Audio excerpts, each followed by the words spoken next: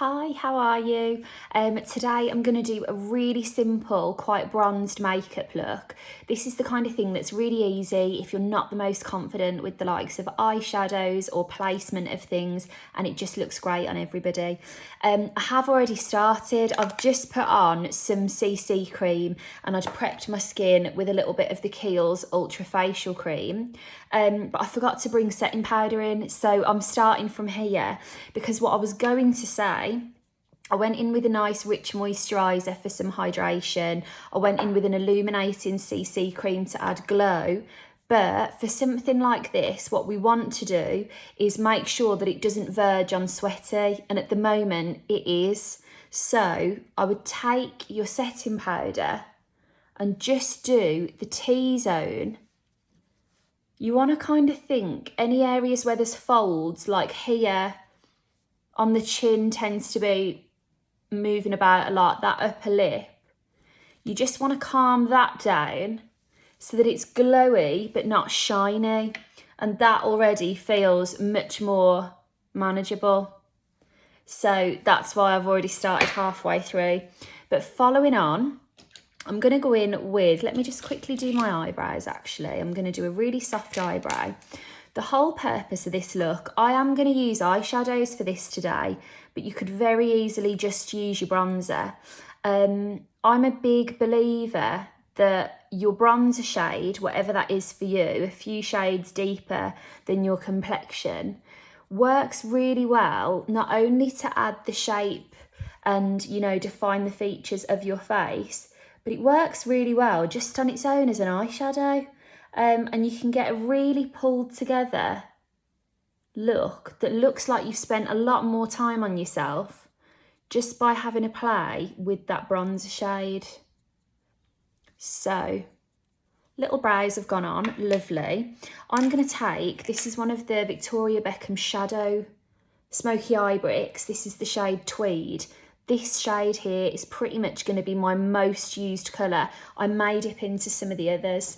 The first thing I'm going to do, actually, the first thing I'll do with my eyeshadow brush, I'm just going to set, I'd taken my CC cream over my eyes, and I don't want them to be in any way tacky when I go in with my eyeshadows.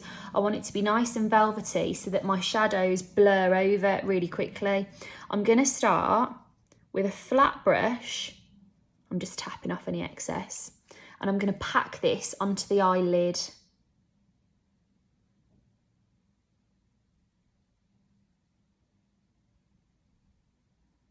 And I'm going to take that right the way up to the line first of all. Now, one of the things that I've been asked a lot recently is to share some tips on makeup for hooded eyes.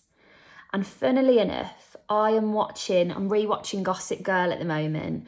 I feel like it's so comforting to rewatch something that you loved. And there's moments where, you know, when like the wrong person is in the wrong couple or something and you're having a meltdown, if you've watched it before, you can kind of cope with it a bit better because you're like, no, don't worry, they're not going to end up together, everything will be fine. But anyway, I'm going off piste. I've been really paying attention to Serena's makeup. Think of Blake Lively. She's one of the most beautiful women, I would say. She has that eye shape that's slightly more hooded. And I've noticed that essentially she's got the same kind of thing as me. I've taken this up to my crease, but then there's a nice gap between the brow and the crease, and we've got all of this to play with. So that's what I would say to you. If you do have that slightly more hooded shape, play with that space between the crease and the brow. So now that that's on firmly on the lid, I'm going to take a fluffy brush and the same soft brown, and I'm just going to soften that edge and start to tickle the colour higher through that socket. And there's something really quite elegant about just using one colour, especially a matte colour. And it's so easy. You're not looking at your palette thinking which colour goes where. You literally just find this shade that's a bit warmer than your natural complexion. And as I say, it's most likely whatever you use as your bronzer shade or your contour shade. So just going to buff that out nice and soft. Having a little look at the mirror behind me because the mirror can look different to the phone. Okay, that feels lovely to me. I'm going to take a little pencil brush. This is the Zoeva 223 brush. I'm desperately trying to remember to always mention the names of these brushes. If brushes is something that you're looking for tips on, by the way, I've got a little video on different brushes that I recommend, different shapes that are helpful for different parts of your eye makeup.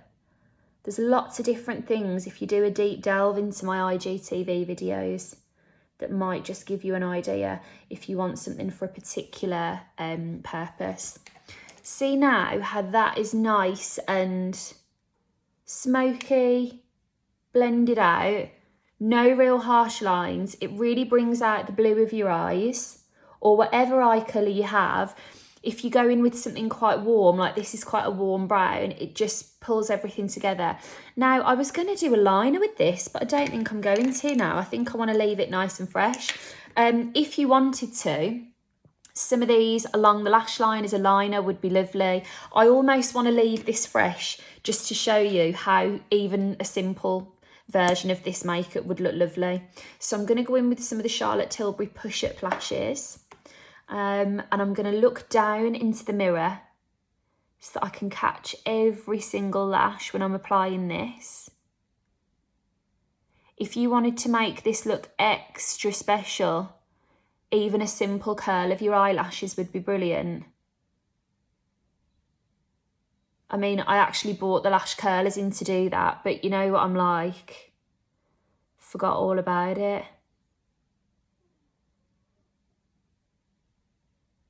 Now, little update on push-up lashes from Charlotte Tilbury. This is her newest mascara, and I've tried it a good few times now.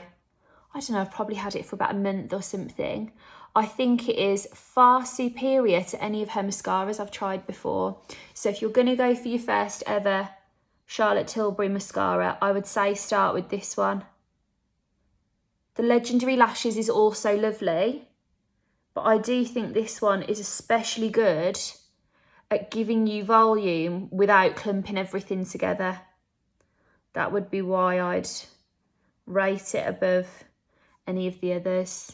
Not to say the others aren't good, just that this is my personal favourite of her mascaras. But you can't really go wrong, to be honest with you, with Charlotte Tilbury. I do think it's one of the few brands that I'd be like, get whatever you want. Honestly, everything's great. Okay, eyes are on. How simple, quick, easy was that? I'm just going to bronze up a little bit. I'm going to go in with the Peaches Cream Contour. Look how dark that looks, but I promise you, it is nowhere near as dark as that when you get it on. I'm actually going to use the Il Makiage blush and contour brush. Now I'm going to go really gently with this. And then just kind of... I've put too much on. Listen, don't panic. we're gonna get through this. The nice thing about using creams, like how awful did that look a second ago, and I feel like I've got away with it now. So I'm always in favour of a cream. What I'll also point out that is hard to convey in a video, the pressure I am using on this brush is next to nothing. It's barely even touching my skin.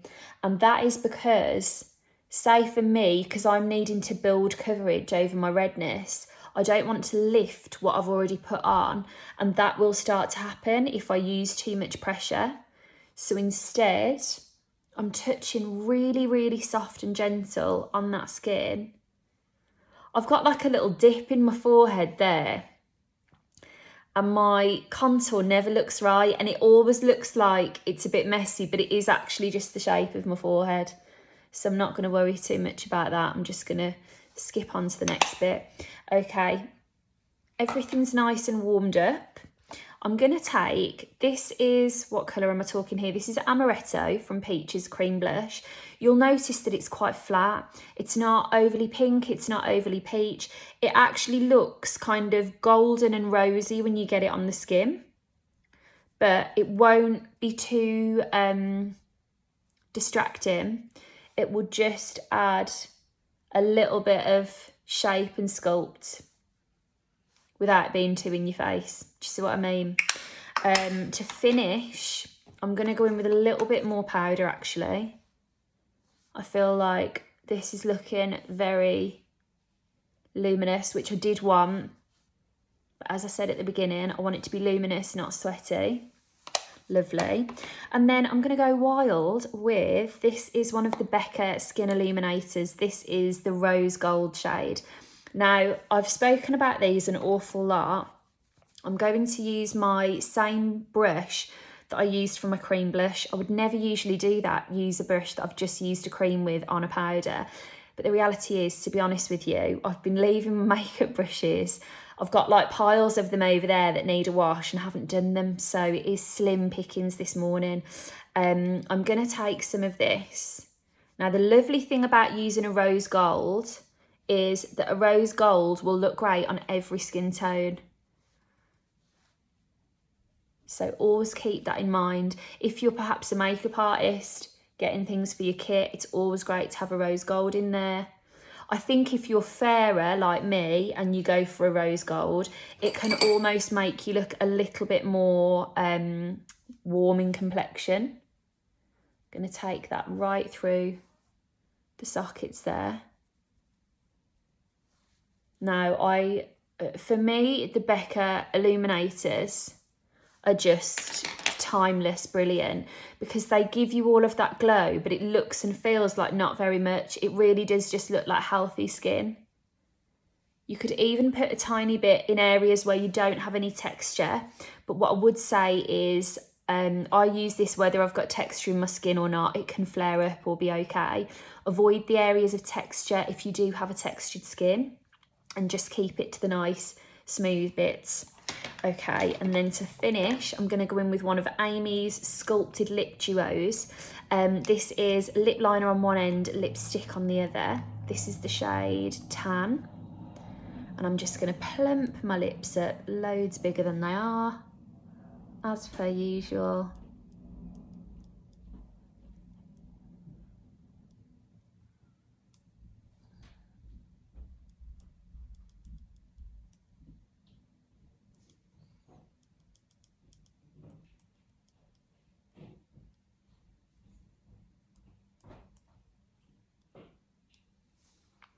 Lovely.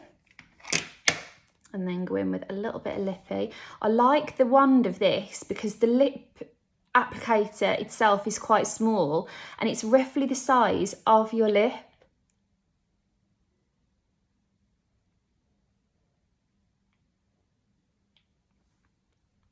There we go. So nice and easy and quick, perfect for Zoom. What I like about this makeup as well, I've got quite a few back-to-back Zooms this morning and it doesn't need a lot of maintenance. I'm not going to be looking at any of this thinking, I need to top up the liner, I need to top up the lip, I need to do this, that, the other.